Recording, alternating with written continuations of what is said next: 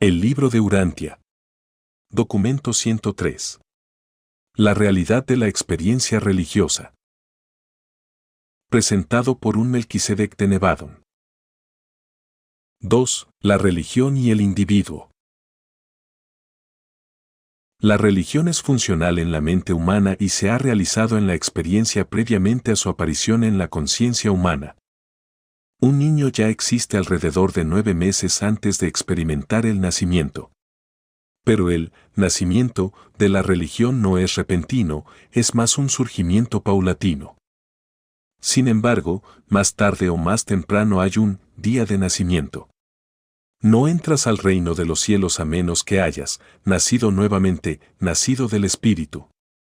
Muchos nacimientos espirituales van acompañados por mucha angustia de espíritu y marcados de perturbaciones psicológicas, así como muchos nacimientos físicos están caracterizados por un parto difícil y otras anormalidades de parto.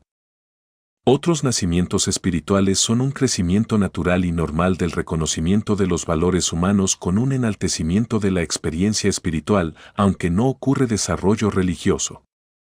Sin esfuerzo consciente y determinación positiva e individual. La religión no es nunca una experiencia pasiva, una actitud negativa. Lo que se llama nacimiento de la religión no está directamente asociado con las así llamadas experiencias de conversión que generalmente caracterizan episodios religiosos que ocurren más adelante en la vida como resultado de conflictos mentales, represiones emocionales y sublevamientos temperamentales. Pero aquellas personas criadas por sus padres de manera tal que crecieron en la conciencia de ser hijos de un Padre Celestial amante, no deben despreciar a sus semejantes que tan solo llegan a dicha conciencia de la asociación con Dios a través de una crisis psicológica o de trastornos emocionales. El terreno evolucionario en la mente del hombre es donde germina la semilla de la religión revelada, es la naturaleza moral que tan tempranamente da origen a una conciencia social. Los primeros impulsos de la naturaleza moral de un niño no tienen que ver con el sexo, la culpa ni el orgullo personal, sino más bien con el ímpetu hacia la justicia, rectitud y bondad, el servicio y ayuda a los semejantes. Cuando estos precoces despertares morales son alimentados, ocurre un desarrollo gradual de la vida religiosa que está comparativamente libre de conflictos, trastornos y crisis. Todo ser humano experimenta muy tempranamente algo del conflicto entre sus impulsos egoístas y sus impulsos altruistas, y muchas veces se llega a la primera experiencia de la conciencia de Dios como resultado de buscar una ayuda superhumana en la tarea de resolver dichos conflictos morales. La psicología de un niño es naturalmente positiva, no negativa. Tantos mortales son negativos porque así fueron educados. Cuando se dice que el niño es positivo se hace referencia a sus impulsos morales, a esos poderes de la mente cuyo surgir señala la llegada del ajustador del pensamiento. En ausencia de enseñanzas erróneas, la mente del niño normal se mueve en forma positiva, en el surgir de la conciencia religiosa, hacia la rectitud moral y el ministerio social, en vez de moverse negativamente, alejándose del pecado y de la culpa. Puede haber o no conflicto en el desarrollo de la experiencia religiosa, pero siempre están presentes las decisiones inevitables, el esfuerzo y la función de la voluntad humana. La elección moral está generalmente acompañada por conflicto moral mayor o menor. Y este primer conflicto se desencadena en la mente del niño entre los impulsos del egoísmo y los impulsos del altruismo. El ajustador del pensamiento no descarta los valores de personalidad en la motivación egoísta, pero opera para colocar una ligera preferencia sobre el impulso altruista como conductor a la meta de la felicidad humana y a las alegrías del reino de los cielos. Cuando un ser moral elige ser altruista, cuando se enfrenta al impulso a ser egoísta, se trata de una experiencia religiosa primitiva. Ningún animal puede hacer tal elección. Esta decisión es humana y religiosa. Comprende el hecho de la conciencia de Dios y exhibe el impulso al servicio social, la base de la hermandad de los hombres. Cuando la mente elige un juicio moral justo por acción del libre albedrío, esta decisión constituye una experiencia religiosa. Pero antes de que el niño se haya desarrollado suficientemente como para adquirir la capacidad moral y por lo tanto ser capaz de elegir el servicio altruista, ya ha desarrollado una naturaleza egoísta, fuerte y bien unificada. Y es esta situación factual la que da origen a la teoría de la lucha entre las naturalezas, superior e inferior, entre el viejo hombre pecador y la nueva naturaleza de la gracia. Muy pronto en la vida el niño normal comienza a aprender que es más bienaventurado dar que recibir. El hombre tiende a identificar el impulso a atender a sus necesidades con su ego, con su yo. En contraste, se inclina a identificar la voluntad de ser altruista con alguna influencia fuera de sí mismo, Dios. Y efectivamente es justo este juicio, puesto que todos esos deseos altruistas en verdad se originan en la guía del ajustador del pensamiento residente, y este ajustador es un fragmento de Dios. El impulso del monitor espiritual es realizado en la conciencia humana como un impulso al altruismo, a la preocupación por los semejantes. Por lo menos esta es la experiencia precoz y fundamental de la mente infantil. Si el niño en crecimiento no consigue unificar la personalidad, el impulso altruista puede desarrollarse tanto como para amenazar seriamente el bienestar del yo. Una conciencia desviada puede volverse responsable de muchos conflictos, preocupaciones y penas y un sinfín de infelicidad humana. 3. La religión y la raza humana. Aunque la creencia en los espíritus, los sueños y diversas otras supersticiones jugaron un papel en el origen evolucionario de las religiones primitivas, no debéis olvidar la influencia del espíritu de solidaridad del clan o tribal. En las relaciones de grupo existía la situación social precisa que proveía el desafío al conflicto egoísta-altruista en la naturaleza moral de la mente humana primitiva. A pesar de su creencia en los espíritus, en el foco de la religión de los australianos primitivos todavía está el clan. Con el tiempo, estos conceptos religiosos tienden a personalizarse, primero, en animales, y más adelante, en conceptos de superhombre o Dios. Aún tales razas inferiores como los bosquimanos africanos, que ni siquiera llegan a ser totémicos en sus creencias, reconocen la diferencia entre el autointerés y el interés del grupo, una distinción primitiva entre los valores de lo secular y lo sagrado. Pero el grupo social no es la fuente de la experiencia religiosa. Sea cual fuere la influencia de todas estas contribuciones primitivas a la religión primitiva del hombre, el hecho existe de que el verdadero impulso religioso tiene su origen en presencias espirituales genuinas que activan la voluntad al altruismo. La religión más reciente está prefigurada por la creencia primitiva en los milagros naturales y los misterios, el impersonal, maná. Pero tarde o temprano, la religión en evolución exige que el individuo haga un sacrificio personal de alguna índole para el bien de su grupo social, algo que haga más feliz y mejor al pueblo. En último término, la religión está destinada a llegar a ser el servicio de Dios y del hombre.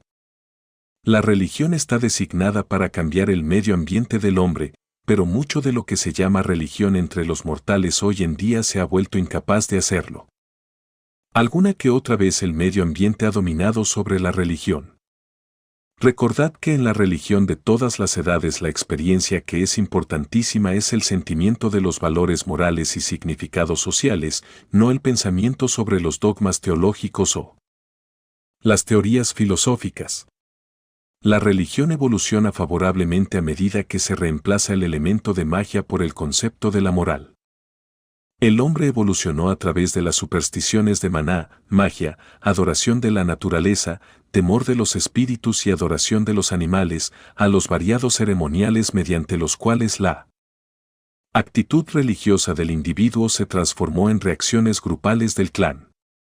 Más tarde, estas ceremonias se enfocaron y cristalizaron en las creencias tribales, y eventualmente estos temores y fe se personalizaron en dioses. Pero en toda esta evolución religiosa, el elemento moral no estaba nunca totalmente ausente. El impulso del Dios dentro del hombre fue siempre poderoso. Y estas influencias poderosas, una humana y la otra divina, aseguraron la supervivencia de la religión a través de las vicisitudes de las edades, a pesar de que tan frecuentemente corrió el peligro de sucumbir ante las miles de tendencias subversivas y antagonismos hostiles. 9. La esencia de la religión. La teología trata del contenido intelectual de la religión, la metafísica, revelación de los aspectos filosóficos. La experiencia religiosa es el contenido espiritual de la religión. A pesar de los caprichos mitológicos y de las ilusiones psicológicas del contenido intelectual de la religión, las suposiciones metafísicas erróneas y las técnicas de autoengaño, las distorsiones políticas y las perversiones socioeconómicas del contenido filosófico de la religión, la experiencia espiritual de la religión personal permanece genuina y válida. La religión tiene que ver con el sentimiento, la actuación y el vivir, no meramente con el pensar.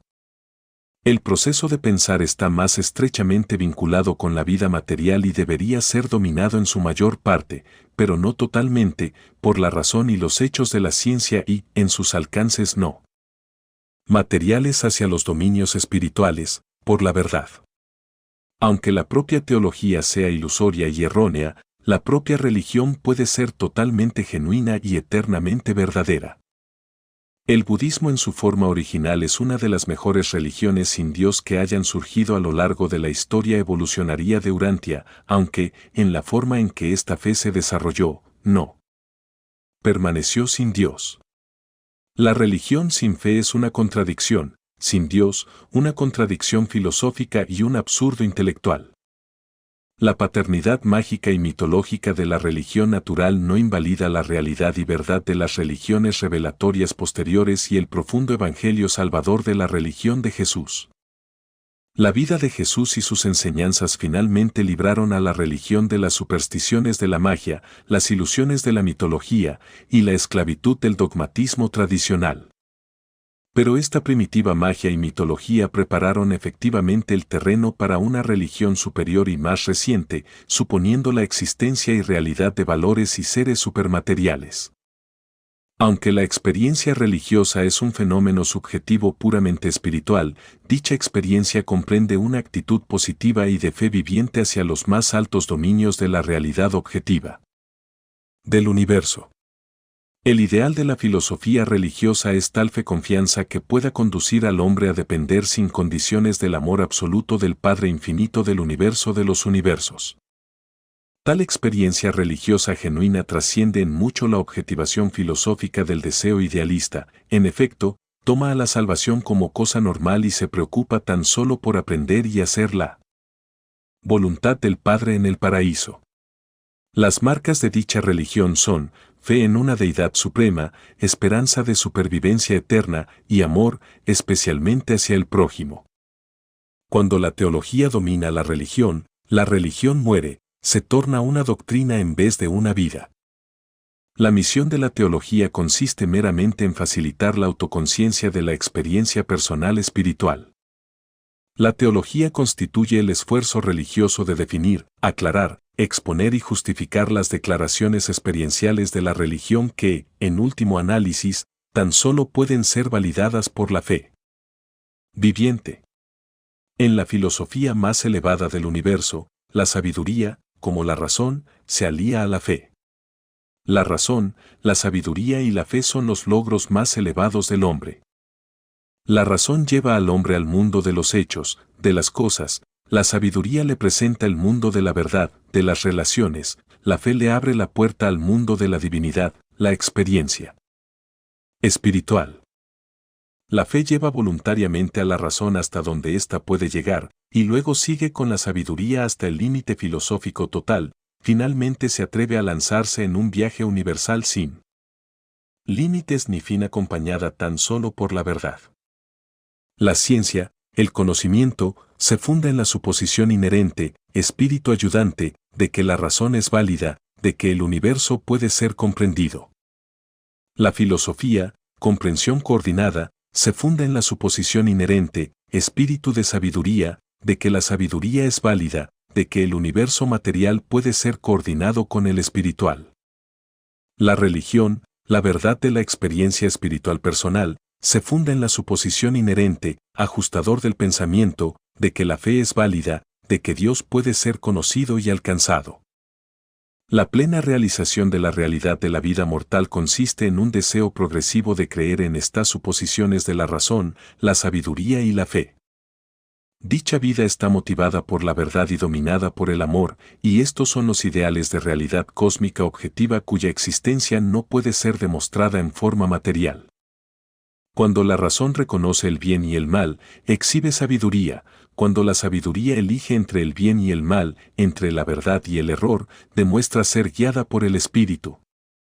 Y de esta manera las funciones de la mente, el alma y el espíritu están unidas estrechamente por siempre y funcionalmente interasociadas. La razón trata del conocimiento de los hechos, la sabiduría, de la filosofía y la revelación, la fe, de la experiencia espiritual viva. Mediante la verdad, el hombre alcanza la belleza y mediante el amor espiritual, asciende a la bondad. La fe conduce a conocer a Dios, no meramente a un sentimiento místico de la presencia divina. La fe no debe estar influida excesivamente por sus consecuencias emotivas. La verdadera religión es una experiencia de creencia y conocimiento así como también una satisfacción de sentimiento. Existe una realidad en la experiencia religiosa que es proporcional al contenido espiritual, y dicha realidad trasciende la razón, la ciencia, la filosofía, la sabiduría y todos los demás logros humanos. Las convicciones de dicha experiencia son inatacables, la lógica del vivir religioso es incontrovertible, la certidumbre de dicho conocimiento es superhumana, las satisfacciones son soberbiamente divinas, la valentía indomitable, las devociones incuestionables, las lealtades supremas, y los destinos finales, eternos, últimos y universales.